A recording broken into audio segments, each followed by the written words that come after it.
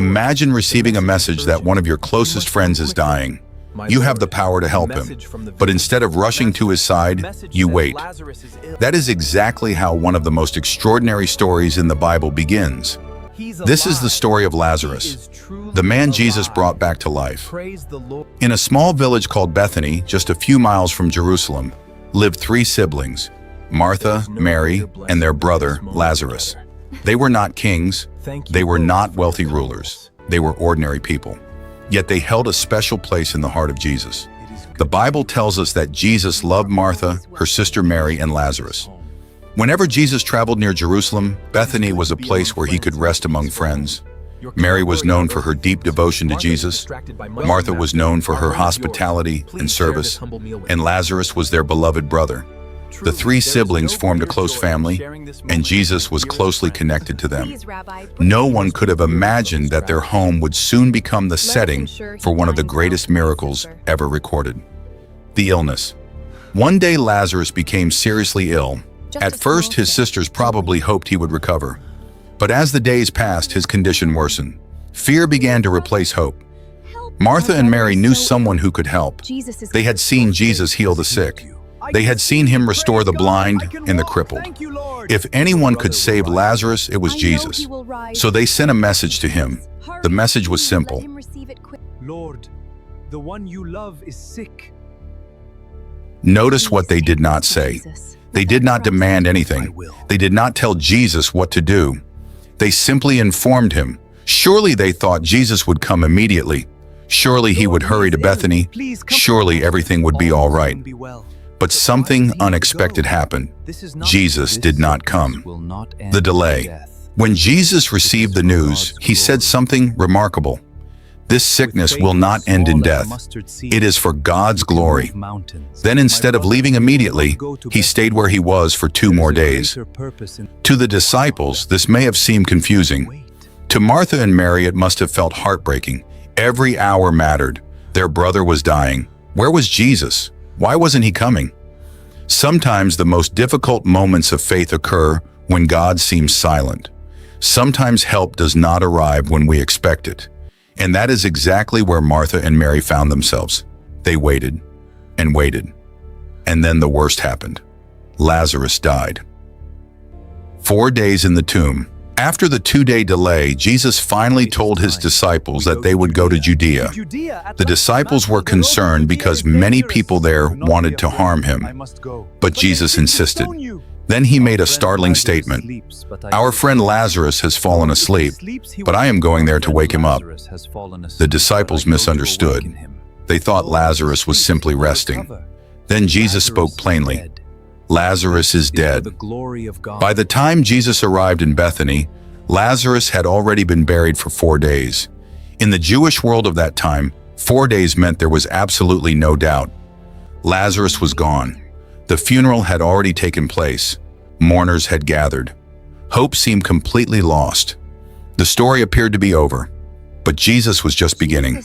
Martha meets Jesus. When Martha heard that Jesus was approaching the village, she went out to meet him. Her words revealed both pain and faith. Lord, if you had been here, my brother would not have died. Imagine the emotion behind those words. She was grieving. She was disappointed. Yet she still believed. Then she added, "But I know that even now God will give you whatever you ask." Jesus replied, "Your brother will rise again." Martha assumed he was speaking about the future resurrection at the end of time, but Jesus had something much bigger in mind. Then he spoke one of the most powerful statements in all of Scripture. I am the resurrection and the life. The one who believes in me will live, even though they die. Jesus was not merely claiming to perform resurrection, he was claiming to be its source. Life itself stood before Martha. Lord, Mary's tears. Soon Mary came to Jesus. Lord, if you had been here, my brother would not have died. She was surrounded by mourners. Everyone was grieving. The scene was filled with sorrow. When Jesus saw Mary's tears and the grief of those around her, something extraordinary happened. The Bible records the shortest verse in Scripture. Jesus wept. 2 simple words, yet they reveal something profound. Jesus knew he was about to raise Lazarus. He knew the miracle was only moments away, and still he wept. Why? Because he felt the pain of those he loved. Their sorrow mattered to him. Their grief touched his heart. The tears of Martha and Mary were not ignored. The Son of God stood among mourners and cried with them. At the tomb, Jesus then went to the tomb. It was a cave with a stone placed across the entrance. Standing before it, Jesus gave a surprising command. Take away the stone. Martha hesitated. She reminded him that Lazarus had been dead for 4 days. There would already be the smell of decay. But Jesus responded, Did I not tell you that if you believe, you will see the glory of God? So the stone was removed. The crowd watched. No one knew what would happen next. The tension must have been overwhelming. Jesus looked upward and prayed. Then he cried out in a loud voice, Lazarus, come out! For a moment, everything was silent. Then something impossible happened. Lazarus walks out. The man who had been dead for 4 days came out of the tomb. His hands and feet were wrapped with burial cloths. His face was covered with a cloth. The impossible had become reality. Death had lost its grip. A man who had been buried walked out alive. The crowd must have stood in shock. Some may have cried. Others may have fallen to their knees. Many could hardly believe what they were seeing. Jesus then gave another command. Take off the grave clothes and let him go. Lazarus was alive, breathing, walking, speaking. The brother Martha and Mary thought they had lost forever, stood before them once again. The aftermath news of the miracle spread rapidly. Many people who witnessed it believed in Jesus, but not everyone reacted with faith. Some religious leaders became alarmed. If Jesus could raise the dead, his influence would only continue to grow.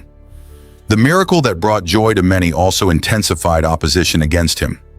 In a surprising twist, some leaders even discussed killing Lazarus because so many people were believing in Jesus after seeing him alive.